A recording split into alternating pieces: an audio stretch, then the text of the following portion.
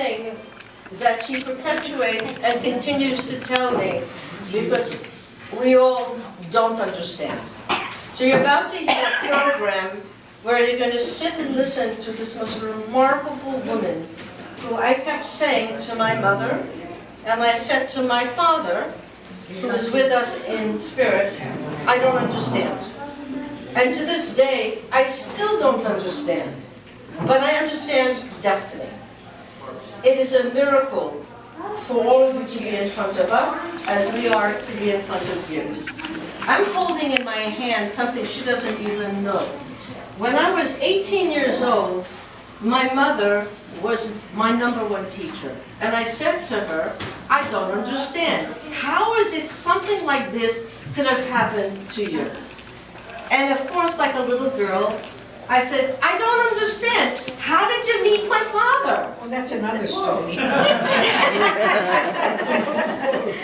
So you're going to hear the story of many meetings. You're going to hear the story of the meetings of people she didn't want to embrace but came into her home. And you're going to hear the story of people she did embrace and stayed in her home. And I have to tell you that this is her home today. And I do understand how great it is to introduce a woman who is the Queen Mother. She is my mother. Her name is Suzanne. Her maiden name was Doctor. And her last name through marriage was Glantz. Oh, that's right, you're still here. No, I'm just kidding. Is Madame Glantz. And Madame Glantz is here to not only entertain you, but perhaps to help you understand a little bit more now than you did a second ago into a world that I still don't understand. Introducing my mother, Suzanne. First of all, I want to thank you all for being here. This is wonderful. And I have decided to speak about what I know, what I went through, and what most of the people, unfortunately, don't know. When I start, I have everything here, and Michelle will help me. I put up everything here. Susie, a little bit. I have to wear glasses because now I have to wear glasses. No, she's going to have to. You have to put it on her jacket. Oh, how is that working? They said not too close. Okay, do you hear her? She has to. You hear me? Yes. Oh. No, they don't hear. No, it's not on. It's on. It's on? Hello, hello? That's the best. Is the microphone not working? Check it. It's on. Check it. I put it on. Hello? She eats it. She puts it up here and then you can't hear a thing. It's on. Okay, is this one better? Try this one. Just hold it and try it. I'll hold it for she needs. Hello? No. You have to hold it closer. Hello? It's better. I don't want it too close. She's opposition defiant too. They're not going to hear you. Okay, I'm going to stand here. No, but maybe this works. Ma? Okay. How is that? Not good. No. Technology is not good. How is that? Okay, I'm going to call maintenance. Oh, wait. Hello? Who's that? Somebody good? Somebody's cell phone. I'm going to call maintenance, see if they can fix the sound. Hello? It's working. Try this. Hello? Yeah. Hello? Okay. Okay, let me start. I can only start with... Keep your face on the microphone. How's that? Perfect. Okay. I want to tell you that, first of all, I was born. I was born in Paris in the late 1920s. And my story is I was born in Paris when I could have really been born in New York. My parents came from Hungary to Paris waiting for the sponsorship papers from an uncle from New York. The papers never came. He forgot. Whatever, didn't care. So therefore, I was born in Paris. And my parents had to settle there. And Paris in those years, as much as I can remember, most of the immigrants settled in a small enclave in the Marais district. If anybody ever went to Paris, you know the Marais. There was a little area called the Pletzel.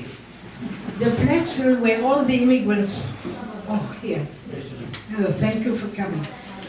The Pletzel is where all the immigrants did live in very old shabby lodgings, supposedly historical. That's where we lived. But everybody went to to shop in the Jewish grocers, kosher butchers, and they had whatever they liked, the feeling of being together and speaking their language. So that's the story. I was born there and we had to remain there. I have everything written down here, and anybody can go and take the manuscripts whenever. So here we are, my parents settled, and life was peaceful enough. You know, that was in the early 30s. And what happened was the living conditions were so terrible. I had an older brother, and then my mother all of a sudden gave birth to another boy. We were all 7 years apart.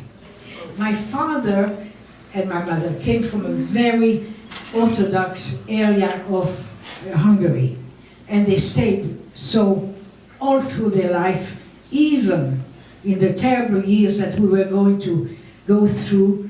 And I remember my father at that time telling my mother, well, to the children you can give them anything you can find, but he was strictly observant. Anyway, at first, my father was more of an intellectual type. He had no profession like most of the immigrants were tailors or furriers. He had none of that, but he spoke a few languages. And he got a job in a very well-known publishing house in the international division.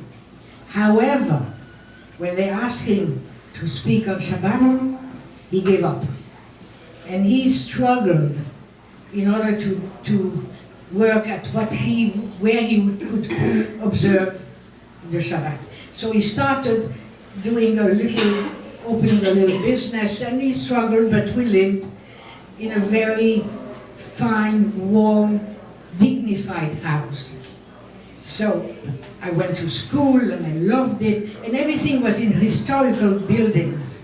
And we would play in the, I don't know if anybody knows the Place des Vosges, you know, it's all very historical.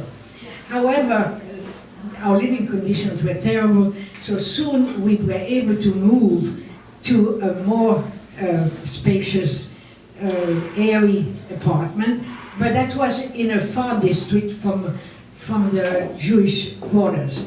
I just want to say that in France at that time was about, I think, close to 50 million people. There were, all in all in France, 320,000 Jews. So it wasn't comparable to the way people lived in Poland or in Russia, where people were congregated in small areas. Paris is a big city, and where we lived, there were very few Jews. In my school, I was maybe the only, or maybe 2 Jewish girls. No, we went to girls' schools. So it was different, and that's what I'm trying to emphasize. It was different from what you maybe heard from your parents or your grandparents. It was totally different. And in our home, we spoke Hungarian and Yiddish, but we spoke French. We were, you know, educated in France, my brothers and I, and then we would answer our parents in French or whatever. But I spoke Hungarian, I still do. I spoke Yiddish, I still do, if I remember. And this was our home. Everything was more or less, you know, peaceful, until we heard the rumbling of what was going on in Europe. And in our home, my parents, we spoke openly about everything. It wasn't like you're a child, you shouldn't know. You know, we read papers, I don't know how many papers a day, and we knew what was going on, and especially my father had a brother and his family living in Austria.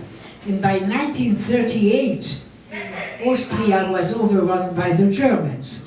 And his brother sent us very awful letters, also waiting for the sponsorship papers to come to America, which never came. So my uncle and aunt luckily were able to send their daughter and son to Palestine at the last minute. But they were to have a terrible death. They had to dig their own grave and whatever. It's nothing that we can say.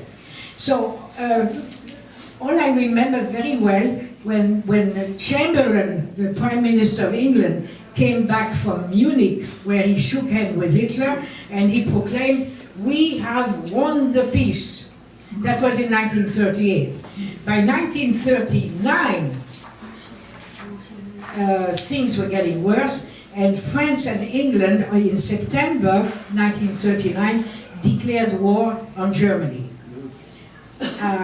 What happened then was, for a few months, it was very quiet. In other words, the Germans were busy conquering all Poland and all the other countries in Central Europe, and of course started already getting busy exterminating the Jews. So it was more or less quiet for a few months.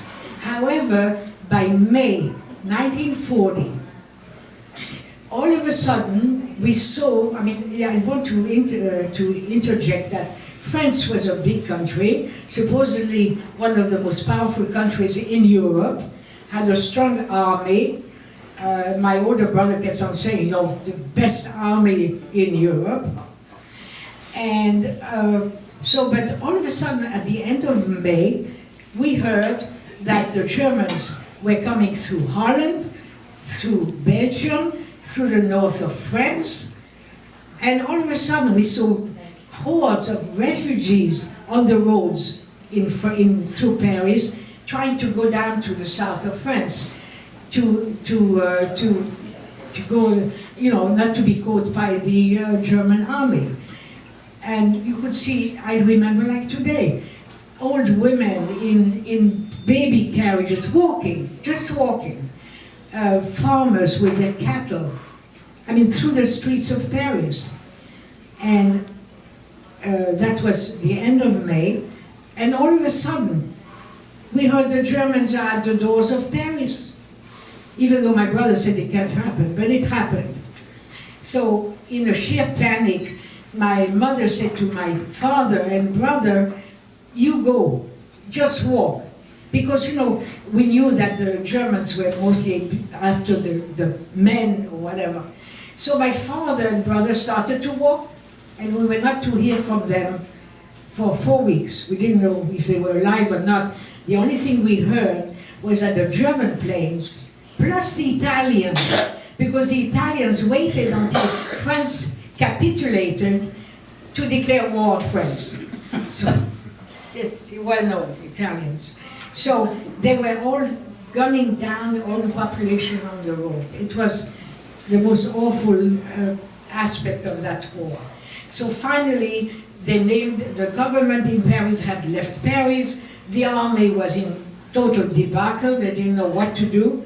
And so finally they named Maréchal Pétain, who was an old senile gaga old man, but he was a war hero from the First War.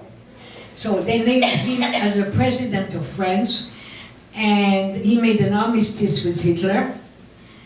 And so France was going to be, I don't know if I have the map here, France was, according to the armistice, was divided in two zones. There was the occupied zone, occupied by the Germans, and then there was a free zone, so-called free zone, that was a little bit better, where supposedly people were freer. So soon after the Germans walked in Paris, that was in June 1940, by October, everybody had to have a picture ID for sure, and by October, all the Jews had to be registered at the police station. So in other words, they all knew where we lived. And the Jews are law-abiding. Everybody went. And so that's when, already by October, they started all the laws, and I have it written down here. There's so many. Every week there was another law. So first of all, well, I have it written down here. Let me see. First of all,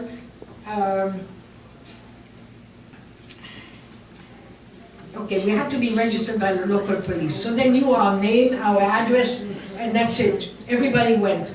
And you know, the law of the racial laws of the German, even if anybody had one grandparents that were Jewish, he was considered Jewish. So my father told us that when he was standing on line, there were some priests, some nuns, you know, they were Jewish. So, every week was another story. So, the Jews were not allowed to leave their house between 8 p.m. and 6 a.m. And there was a curfew on the Jews at 9 p.m. And here I want to tell you about the first miracle that happened in our life. I was by then maybe 11 or 12 years old, and I had a very bad toothache, and I went to, the dentist was a few blocks from our house, so we were there. My father took me there. My mother was a little meek, she couldn't stand the sight of blood. So my father took me and they extracted my tooth. In the middle of the night, I started to hemorrhage from the gums. And my mother was in sheer panic, they didn't know what to do. So my mother said to my father, it was a few blocks from our house, we didn't have phone anyway. It must have been about 11 or midnight. And my mother said, take Suzanne right away to the dentist. And here we are, knowing that we're not allowed on the street. And of course, my father had with him always his picture ID. And we walked to the dentist. And whenever we heard patrols, you know, the Germans were patrolling everywhere. Whenever we heard the footstep of a patrol, we would hide in a courtyard. Well, anyway, we went to the dentist, he stopped my hemorrhage, and that was really just an incredible miracle. So anyway, back to all the laws. Then the Jews could only go shopping between 6 and 7 p.m. when there was no more food left anywhere, for sure. And, hello? Just to say, honey, let me call you later. No, okay. So we're not allowed to go to the movies, to the cafes, anywhere. And many young people, friends of my parents, who wanted to go to the movie, and they were caught, never heard from them again. And we had to give up our radios, our bicycles. We could only take the metro, you know, which is a subway, if we use the last card. Otherwise, we were not allowed.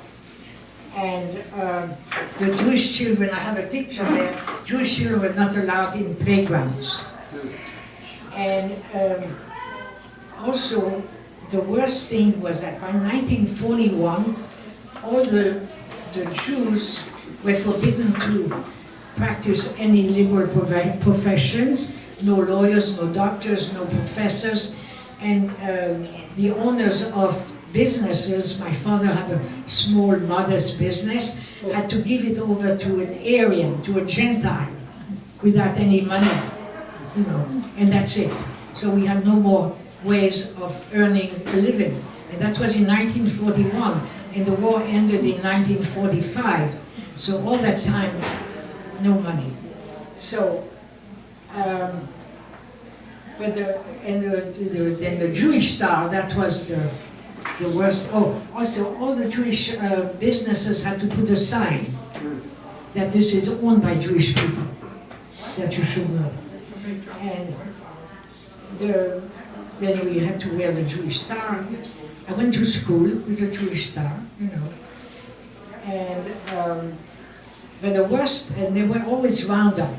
Up till then, they only picked up men. You know, that was the So up till then, mostly men, that's what we heard. They were right away taken in jail, and then we didn't know what happened. Luckily, nobody knew about the concentration camps. We only knew that they were taken away. So the worst thing happened on the morning of June